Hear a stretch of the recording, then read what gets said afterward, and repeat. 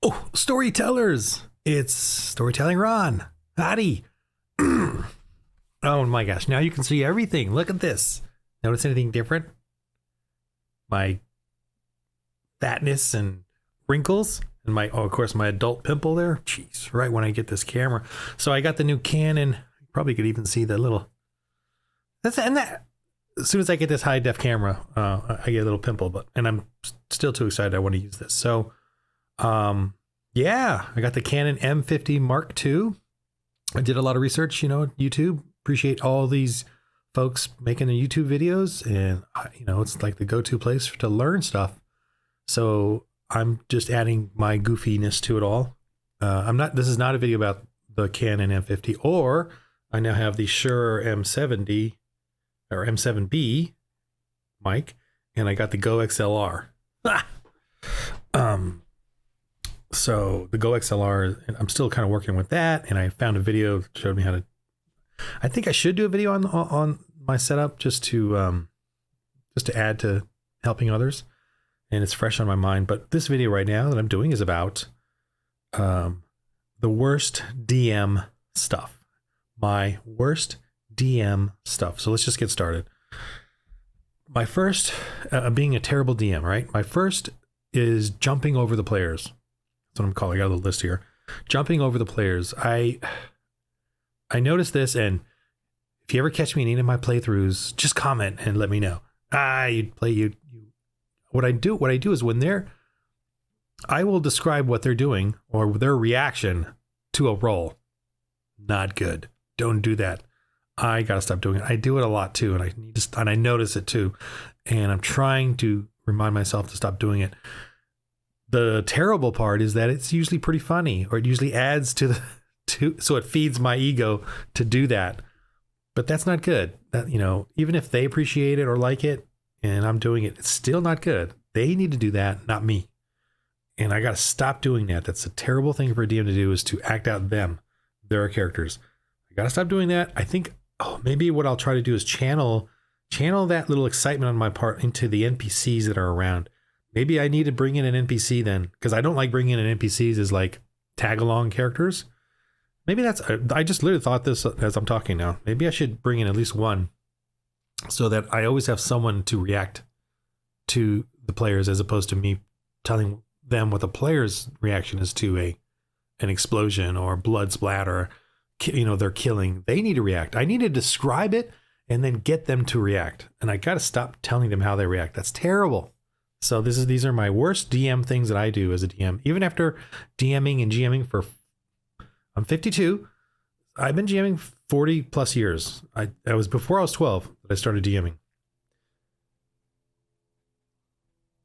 I was a little kid I was in elementary school, and I joined a middle school group. And they were nice to me, but it kind of ended. They didn't really want me because, middle school, elementary, it's a big difference.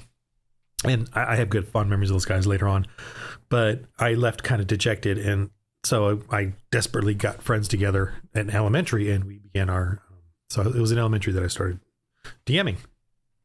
Terribly, whatever. Okay. Second one. Okay. Snark. I snark way too much. And I mean, that's just my personality, and it's been 95% good in my life, but there's that 5%, probably like 1 or 2%, but that 1 or 2% is like I go a little too far with my snark. It's really not been in D&D role playing, because there it's very light, but in my life, I look at someone and kind of expose something, and I snark on it, and people in my church and people tell you, you don't have a filter, Ron. So okay. Anyway, so I snark, and I was driving the other day to my armor, who's way up north in California, and I was listening or watching, or not watching. I was listening to the YouTubes of my playthroughs as I was driving, and I was glancing once in a while at the screen, but it was pretty small, so I can't really see it. So I'm still driving, and I'm still paying attention. There was so much snark, right? And I'm the one that sets the, it's a DM. You set that precedent of what's going on, the mood. You set the mood as a DM. So I was setting the mood of snark, and I would say out of every hour that we role played, it felt like 5 minutes was serious. 5, maybe 10 minutes. I was serious and getting him into the mood and then describing the situation. I was about to come out of it, describing things, the dungeon or whatever. And then I would snark and ruin it we all laugh. So, I'm actually too really good at snark to the point that it's kind of detrimental to really, because when I was listening to myself in the playthroughs, I was like, oh, get to the story or get to the, feel of the scenario. And I was, we're all going back and forth, the players and me, and having a good time. We are having a good time, but it's certainly it doesn't translate as fun or as interesting as when, for the listeners, is when you really get into the mood. So if I could just bring that up to like 15 minutes an hour, 15 to 20 minutes an hour, and the rest is snark, I think that would be good. But I really got to bring in more of the intensity of the story and describing the scene and the creatures and the encounters and the playthrough and the battle and the combat, really be more descriptive and keep it down at that dark fantasy adventure level than always bringing in the snark. And the snark is good for breaking the ice, getting everybody comfortable, breaking the ice when someone is not paying attention, or it's online. It's people can sort of drift to their phones or fall asleep. I've had when a guy constantly falls asleep, it's late where he's at, and he used to be a late person, but then he got a job, so now, but he still wants to play, and so he gets tired a lot of the time. And I'm okay with that. I am so comfortable with me as a DM. I'm fine with people who may show, who are playing and then aren't really playing or involved. I'm whatever, I know I'm a good GM, so doesn't phase me in that sense. But I use snark to try to wake them up, get them back in the game or pay attention, or if they keep making the same mistakes about the rules, instead of getting mad, I snark, which is a way of breaking my own like frustration if someone is constantly, misusing a term or a rule over and over. So snark is a good way. And I mean snark in a lighthearted, nice way, not in a vicious, demeaning way. Okay, but I could do a little less of it, especially in moments of description, of getting them into the mood. And then I snark and bring them out of it, which is not not good. So I need to keep doing that. So comment on my shows if you see it and bring that up. Anyway, I think, I'll have a note here. I think maybe too, it's laziness. Snark is so easy and natural to me that staying in the mode of, the seriousness of it, is a focus and a serious, that I like to just get out of it and snark. And so that may be part of a laziness or getting older. Okay. Railroading, not the railroading of the epic campaign, because that's kind of what I feel you should do. It should be compelling. But in specific ways, like I'll get a little too excited about a specific idea that I want to, or scene, you know what I'm talking about. And I want the players to experience it exactly the way I'm imagining it, that type of railroading. Like one time in Rime of the Frost Maiden, when they're at Sunblight, towards the end part of it, where the dragon, the Shardland dragon gets out, I made an audio file, a very cool sound of chains and screeching metal and pounding, of it escaping up the elevator shaft and getting out. I just, a monster scream from one of the Godzilla file, some cool, just an amazing cool sounds. It was like a minute or something. And I was so excited about that. And when I finally got to that thing and played it, where they were, that encounter, they were so unimpressed. The players were like, "You're railroading us." I guess we have to do this now. And I was like, I made this cool sound. I love doing sounds and scores and music, and I love audio. It's when I was an animator, a CG animator, and the animation was cool, but man, when you added the crunch in there and the sounds, it was like I fell in love with that. And I just did that, and they were unimpressed. It was so, self revelatory, whatever the word is. But it's hilarious. So you do have to make a compelling story and get them involved, but don't get obsessed about the little things too much, about specific scenes. Try and, you obviously I got a cool scene, you're going to do it, but don't assume there's a 50-50. They may care about it, they may not, and then they might find another part where they really do get excited. So just kind of let that, have that understanding when you get amazing things. Like just recently I had a line where I've done some lines where the villains say these incredible lines, and I have such a high expectation that it's going to blow them away, and I muddle it. I'll muddle it because I'm just too. But when things happen naturally and kind of when I allow sort of a back and forth, it gets a little more intense, and there's a natural coming of whatever fulfillment of something. Whereas when I really have a specific thing that they're gonna, it usually kind of fizzles. So yeah, do make exciting things. My whole point is you always got to be excited about what you're DMing, right? You always got to be excited, but don't get too high. Don't get too obsessed with it. Don't be obsessed with what you're doing. Be excited, but not obsessed, because you are gonna make them feel constricted. So. And always have a lot of different options in that excitement. I like this, I like this, I like this. I'm going to put this in there, put this in there. Let's see what they do. Always have that final, let's see what they do. Don't have, they're going to do this. No, put a bunch of exciting things in there that excite you and see what happens, what they do with it. Okay. Another thing I do wrong is too much multitasking. I multitask, which basically means I am not paying attention to them. As they, and in Foundry lately, it's been a little more because I'm still learning Foundry. I still don't have everything in there I think I need or want, and I don't know, and I still don't know exactly where everything is. As far as my cerebral networking has not fully rewired to Foundry, so I still and I'm 52, so it's a little slower. I don't just jump right into things, naturally like I used to. So I notice too, when something's going on, I will go and start setting something up or reading something while they're talking, the players are. And sometimes they're talking to me and I am not paying attention. And you'll see if you go through my playthroughs quite a few times, it's kind of a running joke, but it's team's like, I wasn't, what'd you say? I wasn't really paying attention. What So I need to,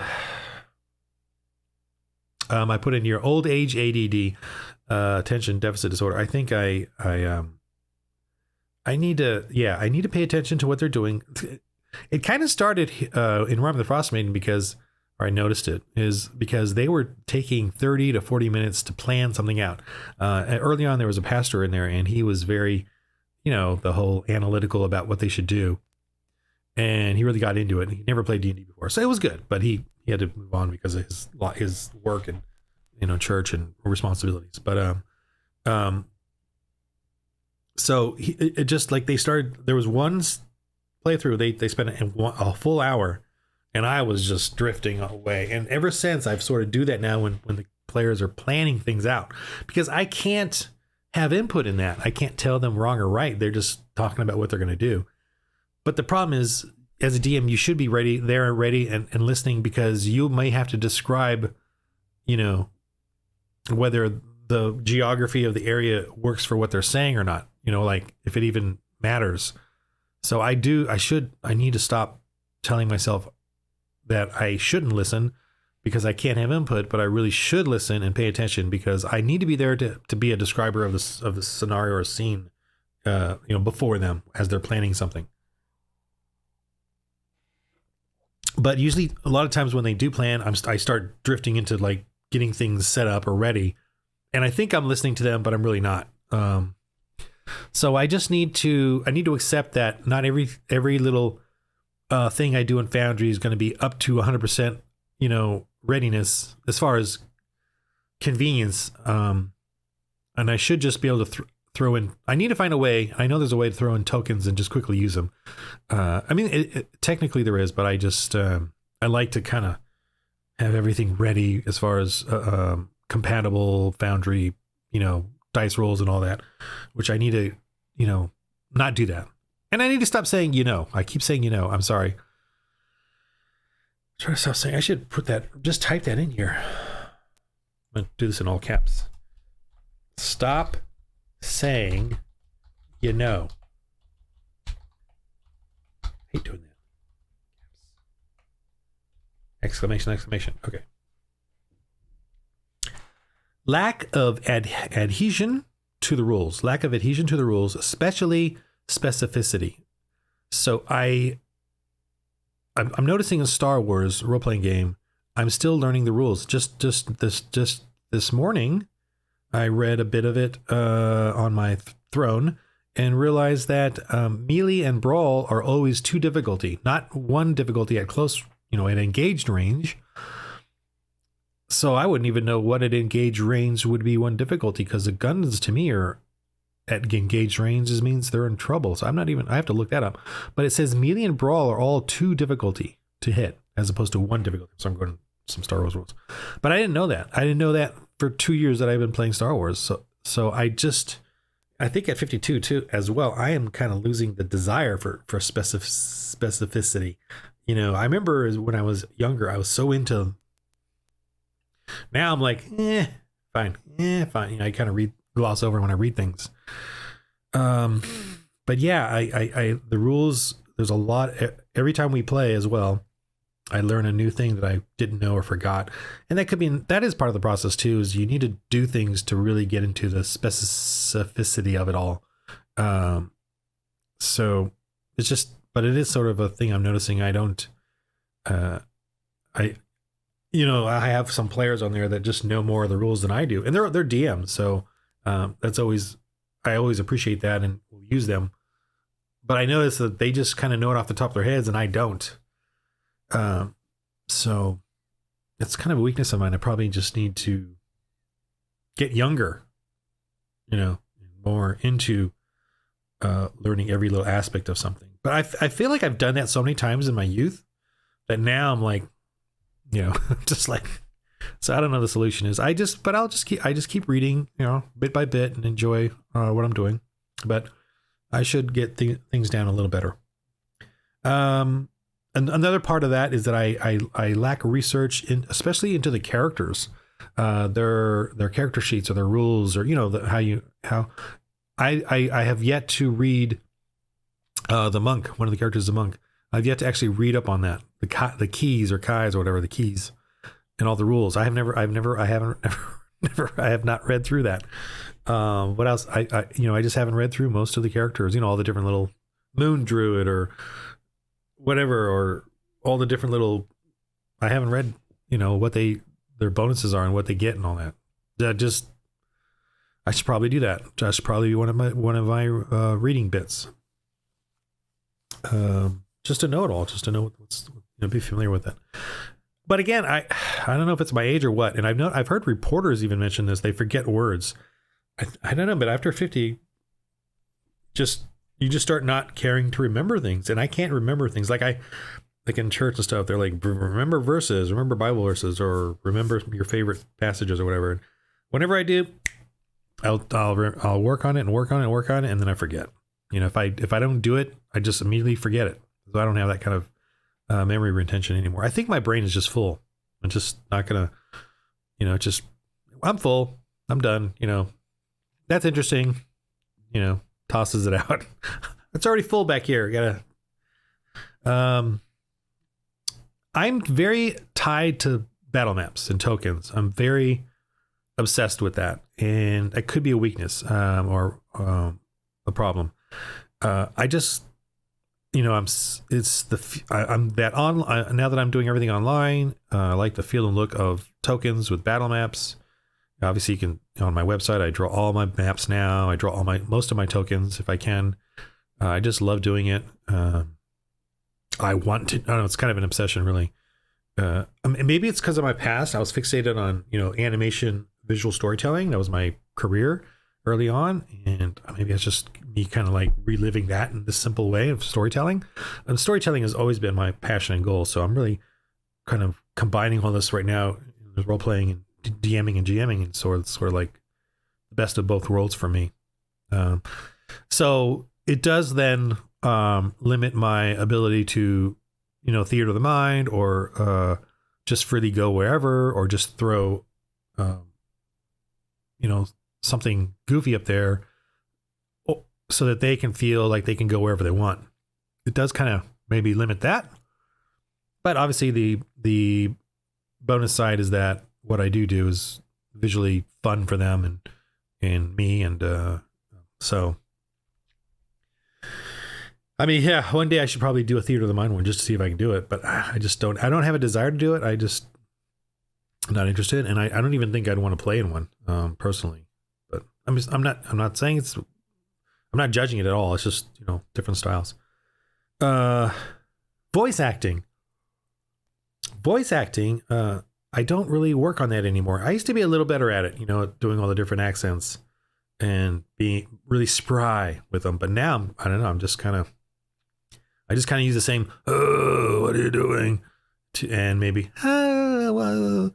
I use a very, kind of in the same little range of, kind of in the same little boxed area. I just use the same voices.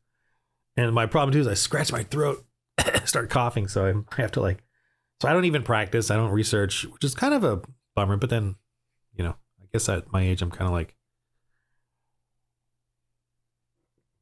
but it's a weakness. So it's one of my, I feel like I could be a little better at it. Not, but just a little better. Always doing a different accent is always kind of fun, and, adds a flavor to a game. Not saying it's essential, but it's just adding that little extra little, thing.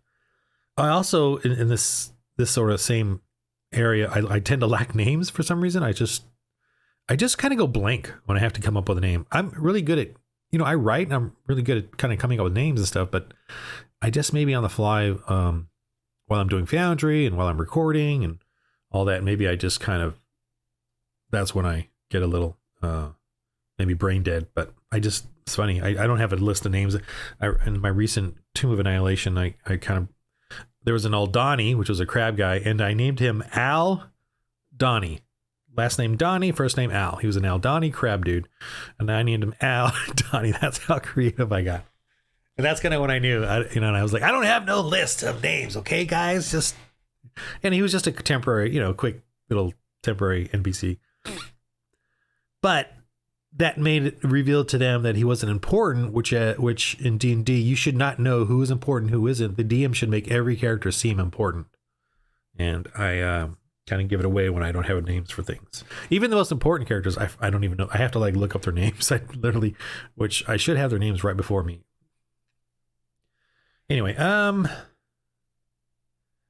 yeah, and then I tend not to, when I'm role playing these NPCs, I tend to give away which ones are important, which isn't, because I don't really put much thought into a lot of the minions that they encounter when I should, or the sense of it, the illusion of it. I should be quick in my mind about that, but I'm not. But it's just something I'm just sort of taking note of these things that I kind of lack in.